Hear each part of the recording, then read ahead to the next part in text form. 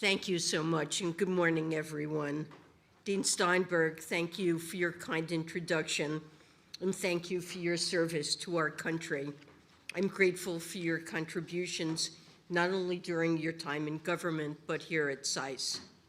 And I'm particularly glad to be at this institution.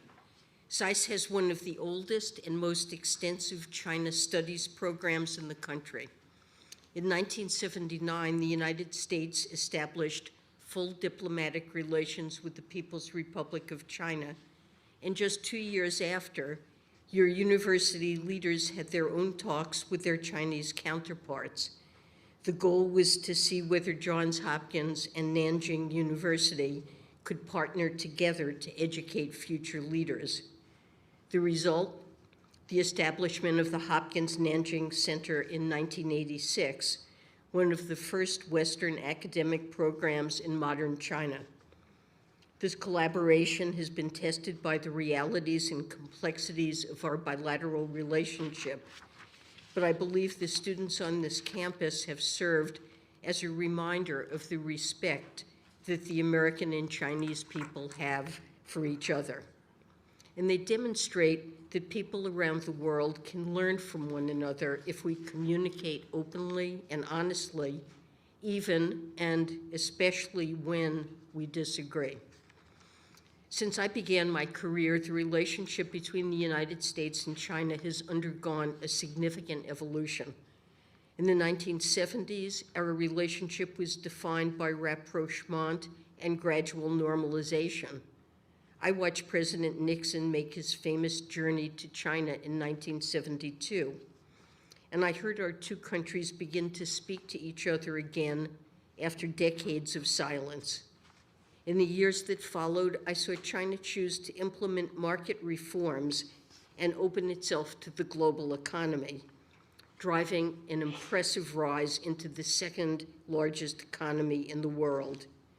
Its development was supported by assistance from the World Bank and other international economic institutions, and the U.S. Congress and successive administrations played a major role in supporting China's integration into global markets. But in recent years, I've also seen China's decision to pivot away from market reforms toward a more state-driven approach that has undercut its neighbors and countries across the world. This has come as China is striking a more confrontational posture toward the United States and our allies and partners, not only in the Indo-Pacific, but also in Europe and other regions. Today, we're at a critical time. The world is confronting the largest land war in Europe since World War II, just as it recovers from a once-in-a-century pandemic. Debt challenges are mounting for low and middle-income countries. Some nations, including our own, have faced pressure on their economic and financial systems. And a UN report released last month indicates that the Earth is likely to cross a critical global warming threshold within the next decade if no drastic action is taken. Progress on these issues requires constructive engagement between the world's two largest economies, yet our relationship is clearly at a tense moment. So today, I'd like to discuss our economic relationship with China. My goal is to be clear and honest, to cut through the noise and speak to this essential relationship based on sober realities. The United States proceeds with confidence in its long-term economic strength. We remain the largest and most dynamic economy in the world. We also remain firm in our conviction to defend our values and national security. Within that context, we seek a constructive and fair economic relationship with China. Both countries need to be able to frankly discuss difficult issues, and we should work together when possible for the benefit of our countries and the world. Our economic approach to China has three principal objectives.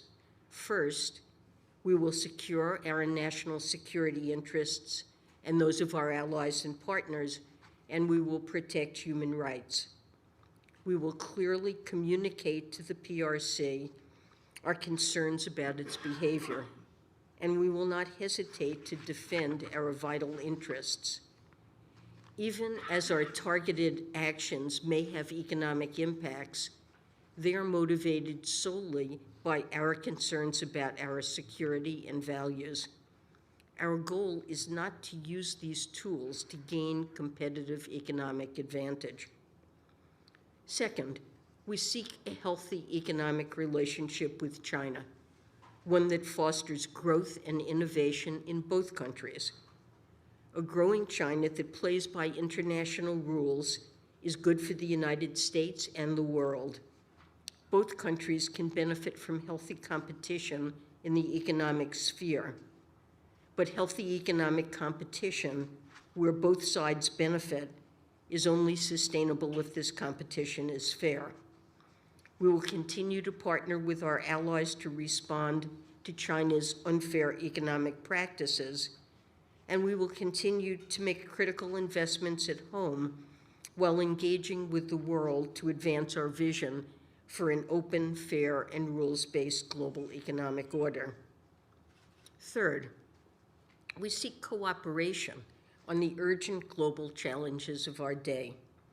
Since last year's meeting between Presidents Biden and Xi, both countries have agreed to enhance communication around the macroeconomy and cooperation on issues like climate and debt distress. But more needs to be done. We call on China to follow through on its promise to work with us on these issues, not as a favor to us, but out of our joint duty and obligation to the world. Tackling these issues together will also advance the national interests of both of our countries. Let me begin by discussing the state of our economies. In recent years, many have seen conflict between the United States and China as increasingly inevitable. This was driven by fears shared by some Americans that the United States was in decline and that China would imminently leapfrog us as the world's top economic power, leading to a clash between nations. It's important to know this. Pronouncements of U.S. decline have been around for decades, but they have always been proven wrong. The United States has repeatedly demonstrated its ability to adapt and reinvent to face new challenges, and this time will be no different, and the economic statistics show why. Since the end of the Cold War, the American economy has grown faster than most other advanced economies. And over the past 2 years, we have mounted the strongest post-pandemic recovery among major advanced economies. Our unemployment rate is near historic lows. Real GDP per capita has reached an all-time high. And we've experienced the strongest 2-year growth in new businesses on record. This recovery is made possible by the strength of our economic fundamentals. Of course, this does not mean that our work is finished. Our top economic priority is to rein in inflation while protecting the economic gains of our recovery. A few weeks ago, the United States took decisive action to strengthen public confidence in the banking system after the failures of 2 regional institutions. The U.S. banking system remains sound, and we will take any necessary steps to ensure the United States continues to have the strongest and safest financial system in the world. Over the past few decades, China has experienced an impressive economic rise.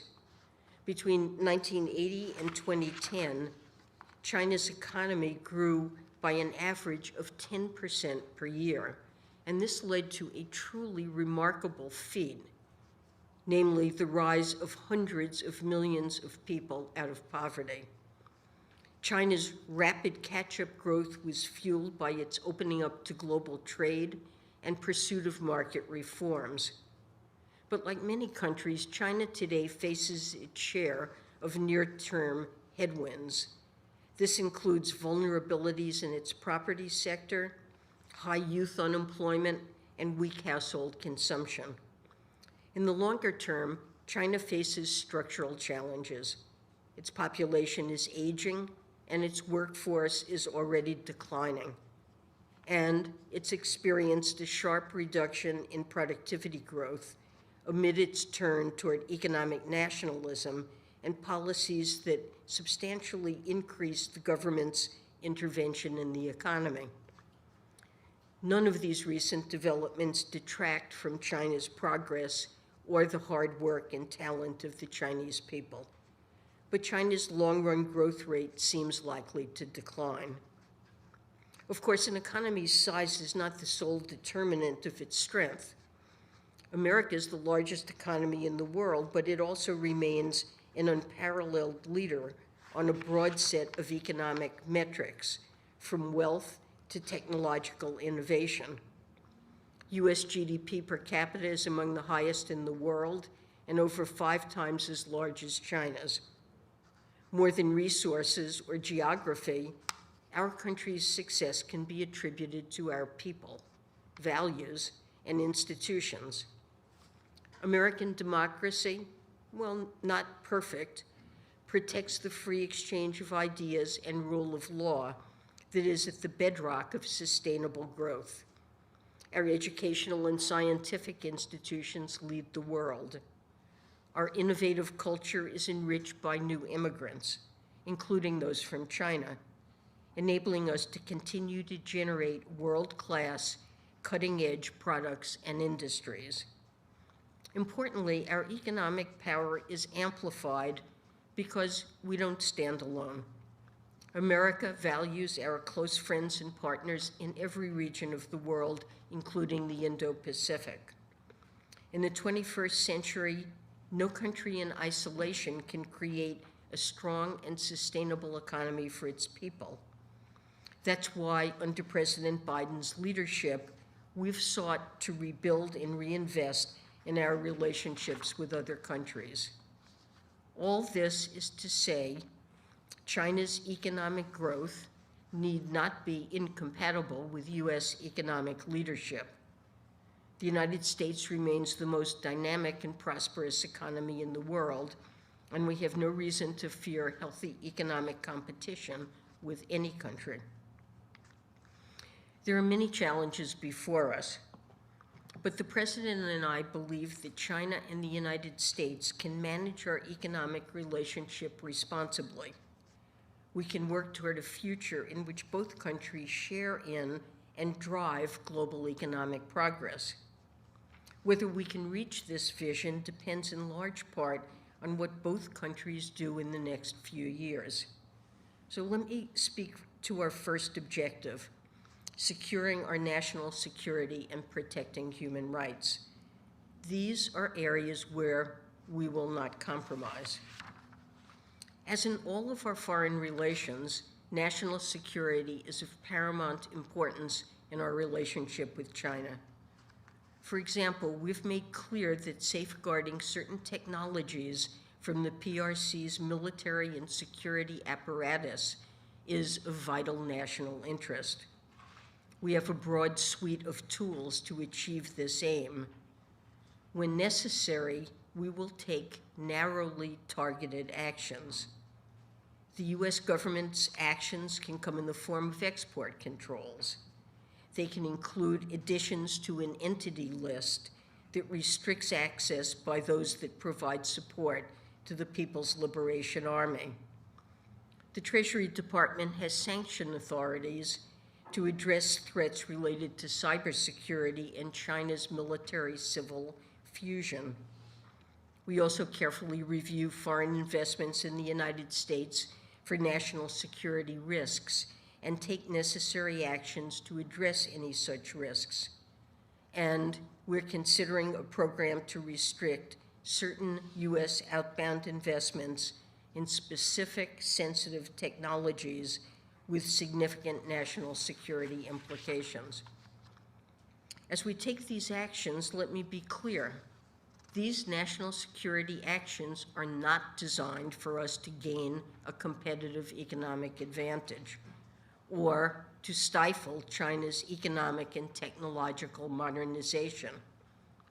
Even though these policies may have economic impacts, they are driven by straightforward national security considerations, and we will not compromise on these concerns even when they force trade-offs with our economic interests. There are key principles that guide our national security actions in the economic sphere. First, these actions will be narrowly scoped and targeted to clear objectives. They will be calibrated to mitigate spillovers into other areas. Second, it's vital that these tools are easily understood and enforceable, and they must be readily adaptable when circumstances change. Third, when possible, we will engage and coordinate with our allies and partners in the design and execution of our policies. In addition, communication is essential to mitigating the risk of misunderstanding and unintended escalation. When we take national security actions, we will continue to outline our policy reasoning to other countries, and we will listen and address concerns about unintended consequences. Among our most pressing national security concerns is Russia's illegal and unprovoked war against Ukraine. In my visit to Kyiv, I saw firsthand the brutality of Russia's invasion. The Kremlin has bombed hospitals, destroyed cultural sites, attacked energy grids to cause widespread pain and suffering among civilians. Ending Russia's war is a moral imperative, and it will save many innocent lives. As I've said, it's also the single best thing we can do for the global economy. To help end Russia's war, we have mounted the swiftest, most unified, and most ambitious multilateral sanctions regime in modern history.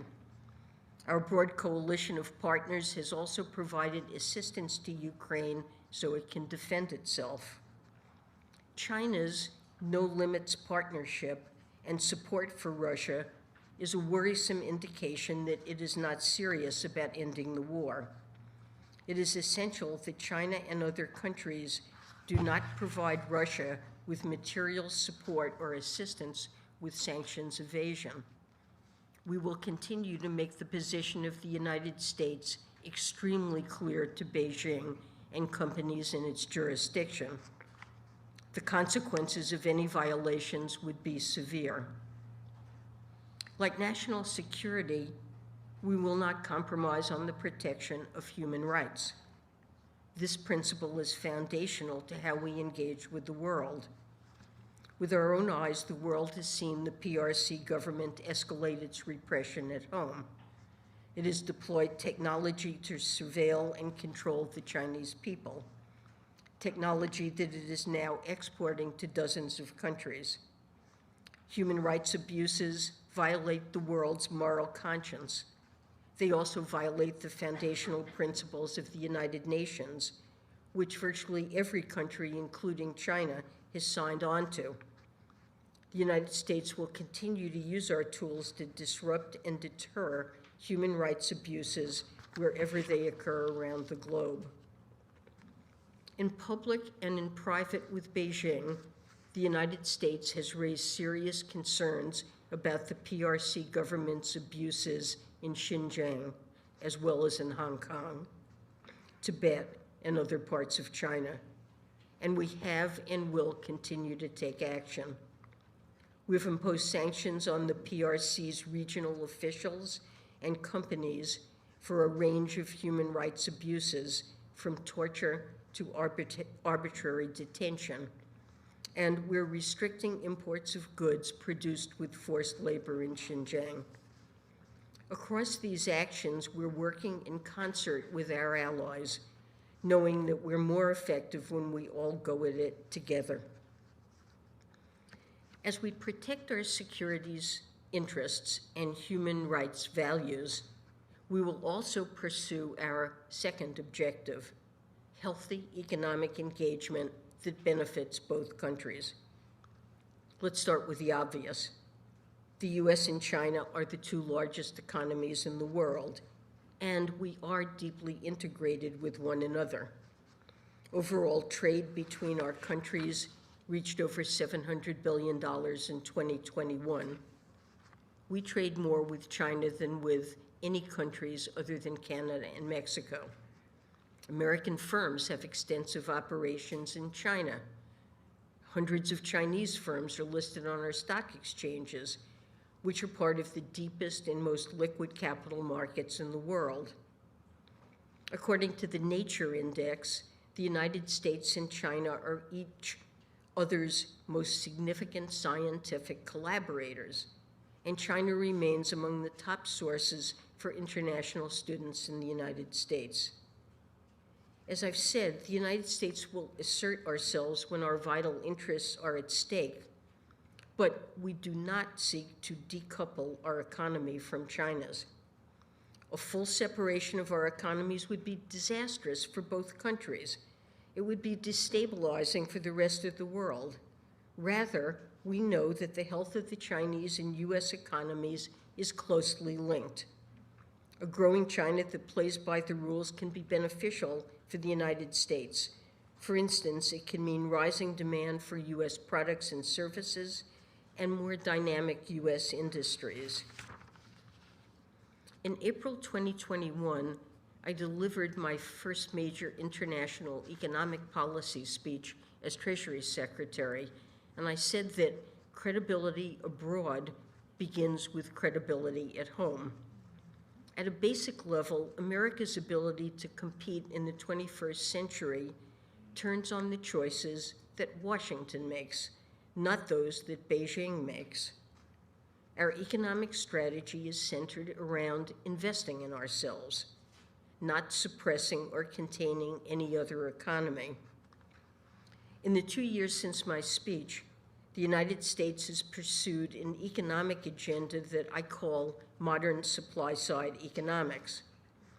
Our policies are designed to expand the productive capacity of the American economy, namely to raise the ceiling for what our economy can produce. To do so, President Biden has signed 3 historic bills into law. We've enacted the bipartisan infrastructure law, our generation's most ambitious effort to modernize roads, bridges, and ports, and broaden access to high-speed internet. We've mounted an historic expansion of American semiconductor manufacturing through the CHIPS and Science Act, and we're making our nation's largest investment in clean energy with the Inflation Reduction Act. These actions have fortified U.S. strength in the industries of the future, and they're lifting our long-term economic outlook. It's important to understand the nature of the healthy economic competition that the United States is pursuing. The United States does not seek competition that is winner take all. Instead, we believe that healthy economic competition with a fair set of rules can benefit both countries over time. A basic principle of economics is that sustained, repeated competition can lead to mutual improvement. Sports teams perform at a higher level when they consistently face top rivals. Firms produce better and cheaper goods when they compete for consumers. There is a world in which, as companies in the US and China challenge each other, our economies can grow, standards of living can rise, and new innovations can bear fruit. For example, China has benefited from American inventions like the personal computer and the MRI. In the same way, I believe that new scientific and medical developments from China can benefit Americans and the world and spur us to undertake even more leading-edge research and innovation. But this type of healthy competition is only sustainable if it's fair to both sides. China has long used government support to help its firms gain market share at the expense of foreign competitors. But in recent years, its industrial policy has become more ambitious and complex. China has expanded support for its state-owned enterprises and domestic private firms to dominate foreign competitors. It's done so in traditional industrial sectors as well as emerging technologies. This strategy has been coupled with aggressive efforts to acquire new technological know-how and intellectual property, including through IP theft and other illicit means.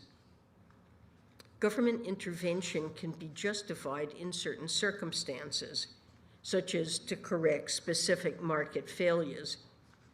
But China's government employs non-market tools at a much larger scale and breadth than other major economies.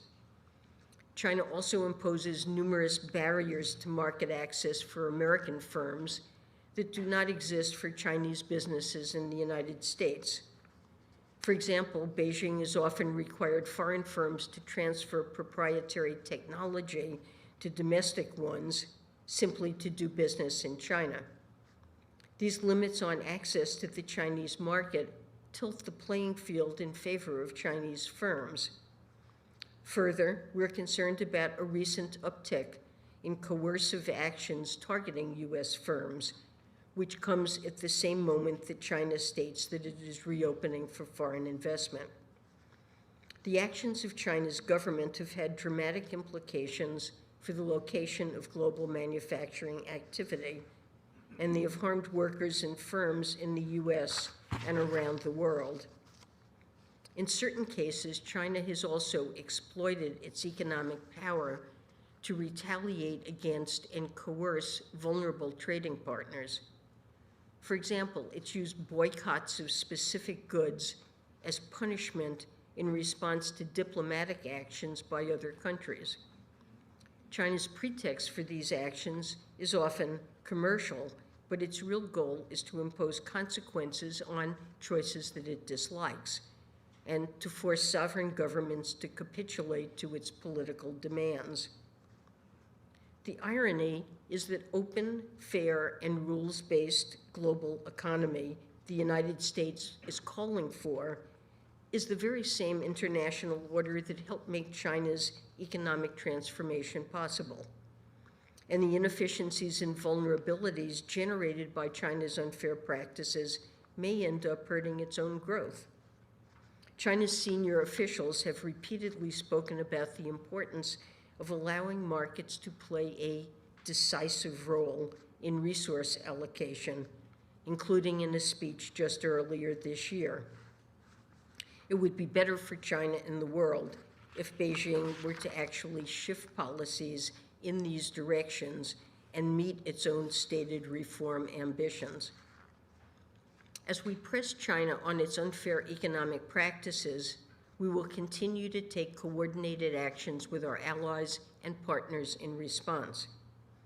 A top priority for President Biden is the resilience of our critical supply chains.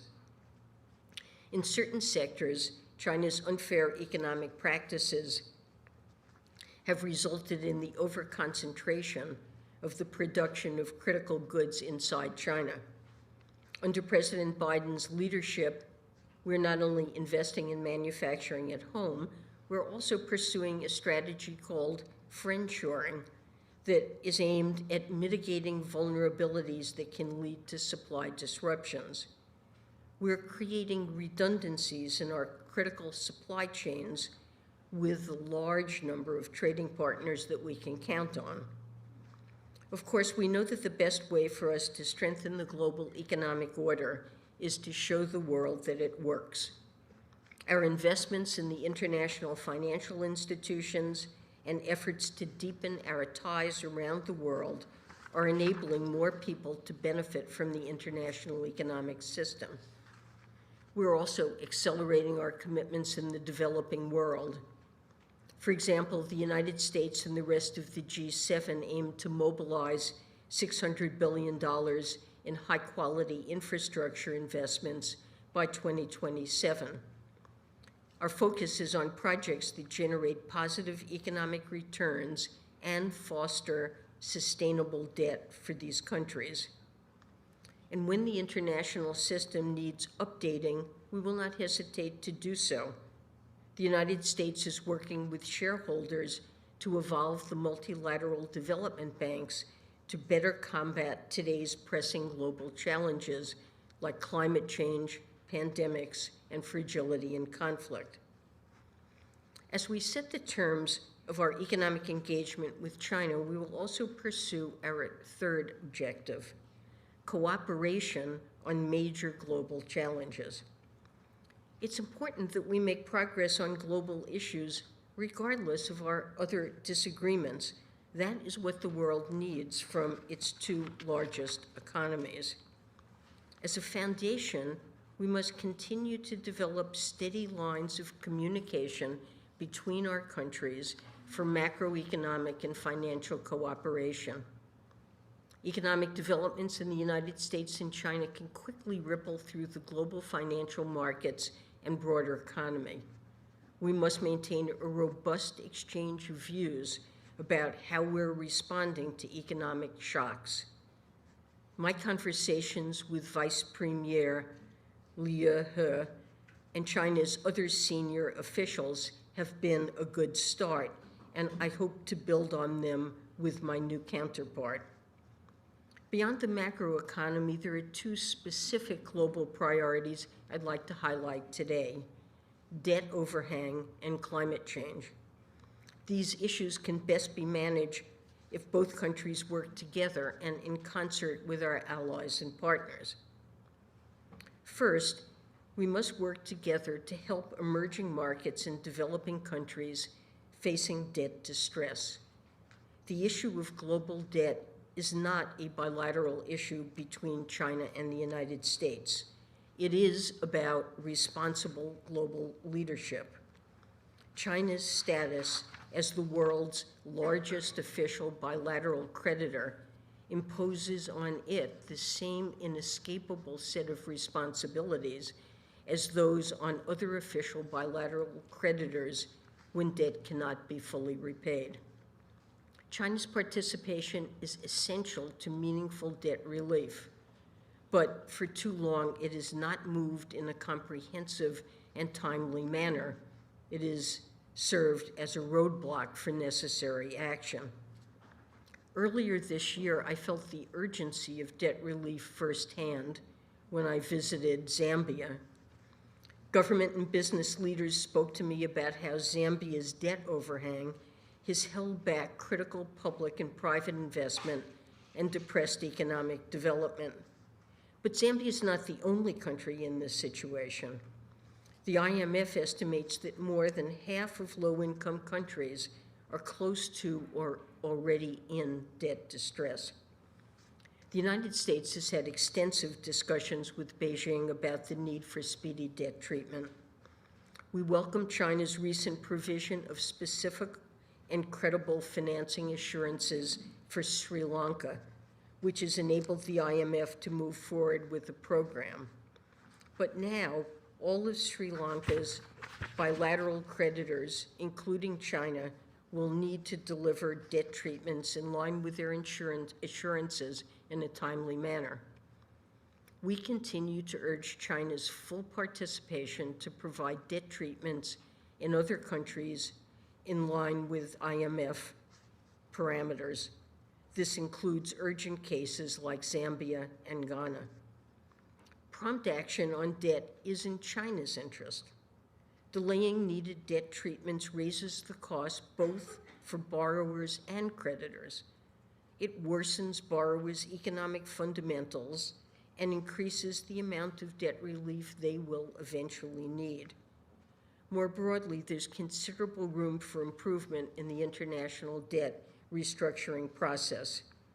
With the IMF and World Bank, we're working with a range of stakeholders to improve the common framework process for low-income countries and the debt treatment process more generally.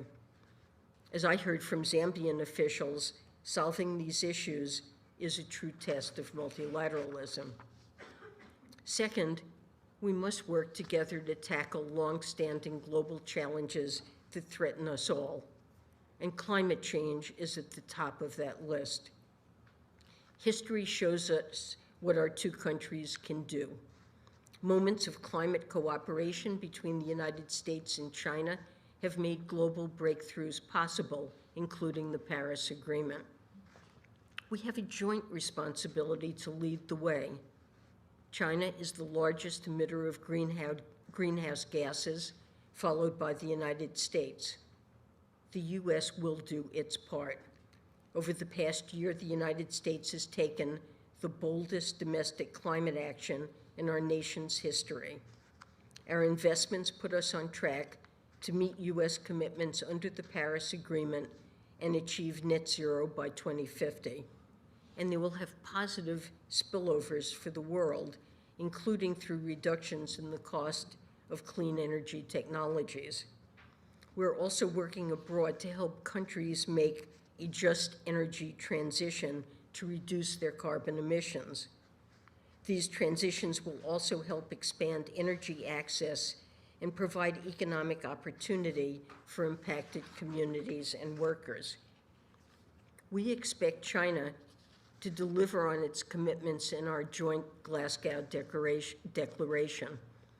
This includes meeting mitigation targets and ending overseas financing of unabated coal-fired power plants. China should also support developing countries and emerging markets in their clean energy transitions.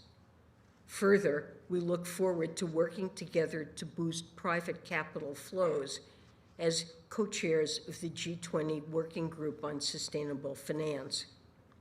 We stand ready to work with China on the existential challenge of climate change, and we urge China to seriously engage with us and deliver on its commitments. The stakes are too high not to.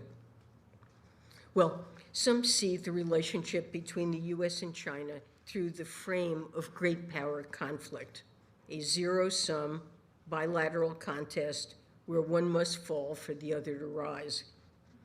President Biden and I don't see it that way. We believe that the world is big enough for both of us. China and the United States can and need to find a way to live together and share in global prosperity. We can acknowledge our differences, defend our own interests, and compete fairly. Indeed, the United States will continue to proceed with confidence about the fundamental strength of the American economy and the skill of American workers. But as President Biden said, we share a responsibility to prevent competition from becoming anything ever near conflict. Negotiating the contours of engagement between great powers is difficult, and the United States will never compromise on our security or principles, but we can find a way forward if China is also willing to play its part. That's why I plan to travel to China at the appropriate time. My hope is to engage in an important and substantive dialogue on economic issues with my new Chinese government counterpart following the political transition in Beijing. I believe this dialogue can help lay the groundwork for responsibly managing our bilateral relationship and cooperating on areas of shared challenge to our nations and the world. As you know, I'm an economist by trade. Economics is popularly seen as a field concerning the structure and performance of entire economies. But at its most granular level, economics is much more foundational. It's the study of choices that people make, specifically how people make choices under specific circumstances of scarcity, of risk, and sometimes of stress, and how choices by individuals and firms affect one another and how they add up to a national or global picture. In other words, an economy is just an aggregate of choices that people make. The relationship between the United States and China is the same. Our path is not preordained, and it is not destined to be costly. The trajectory of this relationship is the aggregate of choices that all of us in these two great powers make over time, including when to cooperate, when to compete, and when to recognize that even amid our competition, we have a shared interest in peace and prosperity. The United States believes that responsible economic relations between the U.S. and China is in the self-interest of our peoples. It is the hope and expectation of the world, and at this moment of challenge, I believe it must be the choice that both countries, the United States and China, make. Thank you.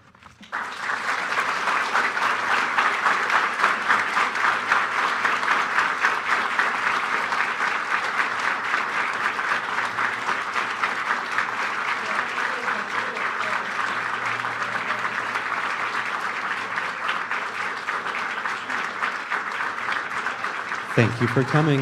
That concludes our program.